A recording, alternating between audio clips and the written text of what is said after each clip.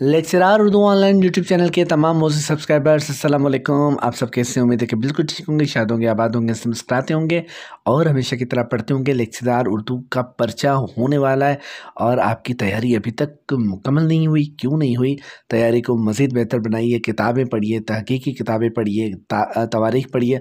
बल्कि अगर वक्त बिल्कुल कम है तो फिर जो स्टडी आपने की है उसे दोहराइए और बार बार वीडियोस, जो अहम वीडियोस आपको यूट्यूब पर मिलती हैं उनको देखिए, सुनिए। सुनी हुई चीज़ें ज़्यादा याद रहती हैं। मतलब जो भी आपका मिजाज है आप उस हवाले से काम कीजिए और इम्तिहान में कामयाबी हासिल कीजिए ताकि इंटरव्यू तक जा सकें और इंटरव्यू पास करके आप भी गज़ेटेड पोस्ट पर फायज हो सकें, लेक्चरर बन सकें। तबा तबाई ने ग्रे की मशहूर अंग्रेज़ी नज़्म एलजी का उर्दू तर्जुमा किया। अच्छा जी, आगे चलते हैं। तराना शौक एक नज़्म है, ठीक है, और कोई दूसरी नज़्म कौन सी है? आलम ख़याल। इन दोनों नज़्मों की सिन्फ़ कौन सी है? मसनवी। दोनों मसनवियाँ हैं जी, तराना शौक, आलम ख़याल। अहमद अली अल-मारूफ़ शौक किदवाई की मारूफ़ मसनवियाँ हैं। शौक किदवाई का नाम आपने सुना होगा। आमद बहार भी उनकी एक नज़्म है। तराना शौक उनकी मसनवी है, आलम ख़याल भी उनकी मसनवी है। उनका असल नाम था अहमद अली। बिंदिया चल की चांदनी रात। अच्छा अच्छा अच्छा अच्छा, ये शौक किदवाई की मारूफ नज़्म है। शौक किदवाई की मारूफ नज़्म जी, याद कर लीजिए। बेनज़ीर शाह की मसनवी अल कलाम के दो हिस्से किताब मुबीन और जवाहिर बेनज़ीर हैं। बेनज़ीर शाह की एक मसनवी है अल कलाम, उसके दो हिस्से किताब मुबीन और जवाहिर बेनज़ीर हैं। उठो बगर न हश्र नहीं होगा फिर कभी, उठो बगर न हश्र नहीं होगा फिर कभी, दौड़ो ज़माना चाल क़यामत की चल गया। ये मशहूर मारूफ शेर जी शाहदीन हुमायूं का है और इसे याद कर लीजिए। हो सकता है कभी किसी पर्चे में आपके सामने आ जाए, कोई एक मिसरा आ जाए, आपसे कहा जाए दूसरा मिसरा मुंतखब कीजिए। कभी शायर का नाम पूछा जा सकता है, कभी इंटरव्यू में आपसे पूछा जा सकता है और कभी इसकी तशरीह के हवाले से, तफ़हीम के हवाले से बात हो सकती है। मौलाना ज़फ़र अली ख़ान के वालिद अखबार ज़मींदार निकालते थे। 1909 में वालिद के इंतकाल के बाद अखबार की अदालत उन्होंने संभाल ली। ये अखबार ज़मींदार जो था वो कौन निकालता था? मौलाना ज़फ़र अली ख़ान के वालिद साहब, ठीक है जी। जब वालिद साहब का इंतकाल हुआ 1909 में, तो उसके बाद मौलाना ज़फ़र अली ख़ान ने अखबार की अदालत ख़ुद संभाल ली। मौलाना ज़फ़र अली ख़ान मौसनल मुल्क के सेक्रेटरी रहे। अच्छा अच्छा अच्छा, मौलाना ज़फ़र अली ख़ान इब्तदा में कांग्रेस का हिस्सा रहे। कुछ वजूहात की बिना पर कांग्रेस से अलहदगी इख्तियार की और अपनी जमात मजलिसे इत्तेहादे मिल्लत बनाई। बाद अज़ां वो मुस्लिम लीग में शामिल हो गए, ठीक है जी। इब्तदा में कांग्रेस का जो 1885 में बनी थी उसका हिस्सा रहे, लेकिन कुछ वजूहात ऐसी हुई जिनकी बिना पर उन्हें कांग्रेस से अलहदगी इख्तियार करनी पड़ी। फिर उन्होंने अपनी जमात बनाई जिसका नाम था मजलिसे इत्तेहादे मिल्लत, ठीक है। और फिर आगे चलकर उन्होंने मुस्लिम लीग में शमूलियत इख्तियार की जो 1906 में बनी। बहारिस्तान, निगारिस्तान, हब्सियात और चमनिस्तान, इन नामों से ज़फ़र अली ख़ान के शेरी मजमूए मंज़र आम पर आए। किन नामों से जी? बहारिस्तान, निगारिस्तान, हब्सियात और चमनिस्तान। टीपू सुल्तान के मज़ार पर दो आंसू। टीपू सुल्तान के मज़ार पर दो आंसू मौलाना ज़फ़र अली ख़ान की नज़्म है। तो मौलाना ज़फ़र अली ख़ान के हवाले से पढ़ते रहते हैं, उनका नातिया कलाम पढ़ते रहते हैं। तो आज ये सोचा कि आपके साथ ज़फ़र अली ख़ान के हवाले से चीज़ों को बांटा जाए, उसका इश्तराक किया जाए ताकि उनके हवाले से भी आप खातिर ख़्वाह मालूमात रख सकें। अच्छा जी, एक शेर है, कहा जाता है कि जी ये मौलाना ज़फ़र अली ख़ान का शेर है। कई जगहों पर इकबाल के नाम से होता है, लेकिन हमारी तहक़ीक़ के मुताबिक मौलाना ज़फ़र अली ख़ान का शेर है जी। खुदा ने आज तक उस कौम की हालत नहीं बदली, न हो जिसको ख़याल आप अपनी हालत के बदलने का। तो जी ये किसका शेर है? मौलाना ज़फ़र अली ख़ान। मुख्तलिफ़ तरह से आपको ये मुख्तलिफ़ जगहों पर मिलेगा। आप भी इस हवाले से अपनी राय का इज़हार कीजिए कि आपने किस नाम से पढ़ा है। राहत यास ग़ुलाम भीख निरंग की मकबूल नज़्म है। मोहम्मद अली जौहर ने कलकत्ता से हफ्त रोज़ा अंग्रेज़ी अखबार कामरेड का इजरा किया, जिसे बाद अज़ां दिल्ली मुंतकिल किया गया। कहाँ से इजरा किया? कलकत्ता से। किस अखबार का? अंग्रेज़ी अखबार का नाम क्या था? कामरेड। अच्छा जी, किस नौइयत का अखबार था? हफ्त रोज़ा था, रोज़नामा नहीं था। ठीक है, लेकिन बाद में उन्होंने क्या किया कि कलकत्ता से इस अखबार का दफ्तर दिल्ली मुंतकिल कर दिया। मौलाना मोहम्मद अली जौहर ने 1913 में दिल्ली से उर्दू अखबार रोज़नामा हमदर्द का इजरा किया। मोहम्मद अली जौहर ने खिलाफत तहरीक में अहम किरदार अदा किया। मोहम्मद अली जौहर ने खिलाफत तहरीक में अहम किरदार अदा किया। कब शुरू हुई थी? किन लोगों ने शुरू की थी?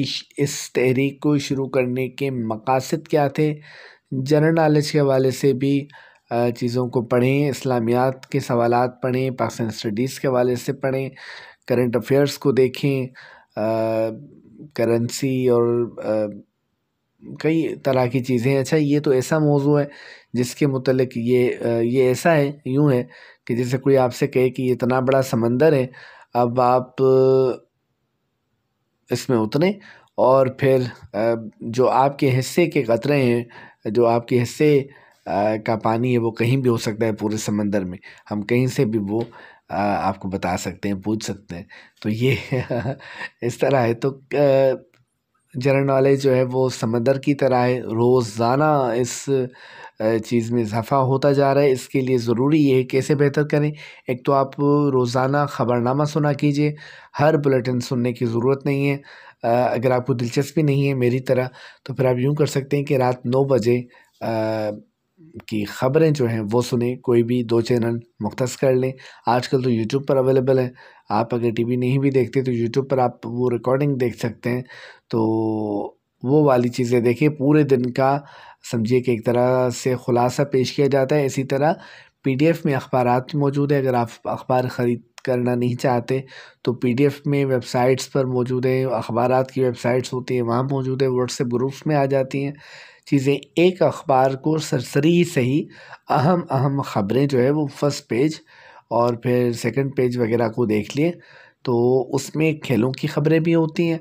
उनके चेयरमैन और क्रिकेट बोर्ड का चेयरमैन कौन है, कोच कौन है और हॉकी टूर्नामेंट कब हुआ, ये तमाम चीज़ें इस तरह की शेयर होती हैं। ठीक है, तो ये चीज़ें आप यहाँ से अख़ज़ कर सकते हैं, यहाँ से ले सकते हैं। तो ये मशवरा आपको दिया जा रहा है कि अगर जनरल नॉलेज पर दस्तरस पानी है तो फिर आप रोज़ाना की बुनियाद पर अखबार भी पढ़ें, ख़बरें भी सुनें और फिर इस तरह की और किताबें भी होती हैं। लेकिन ज़्यादा कोशिश अपने सब्जेक्ट की तरफ हो, क्योंकि वो आपका ऐसा समझिए कि पार्ट है, एक ऐसा हिस्सा है जिस पर आप अगर मेहनत करेंगे तो ज़्यादा रिज़ल्ट दे सकते हैं, ज़्यादा चांस है कि आप काम दिखा जाएँ, क्योंकि वो आपने पढ़ा हुआ है, वो आपका अपना सब्जेक्ट है। तो ज़्यादा से ज़्यादा मार्क्स लेने के लिए आप अपने सब्जेक्ट पर गौर करें। लेकिन 10 सवालात होते हैं जनरल नॉलेज के, उसे हम फरामोश नहीं कर सकते। लेकिन बस ये है कि कोशिश कीजिए, अब इंसान कोशिश ही कर सकता है। तो खिलाफत तहरीक के हवाले से गूगल पर जाएंगे तो भी आपको बहुत सी चीज़ें मिलेंगी। और वैसे भी मोहम्मद अली जौहर की बात हो रही है तो आपको एक नई चीज़ बताएं कि मोहम्मद अली जौहर का शेरी मजमुआ पहले 1921 में अर्ज़ जौहर के नाम से शाया हुआ था। कब शाया हुआ था? 1921 में। किस उन्वान से, किस नाम से मजमुआ शाया हुआ? अर्ज़ जौहर। और बाद में कुछ इजाफा जात के साथ 1962 में कलाम जौहर के नाम के साथ शाया हुआ।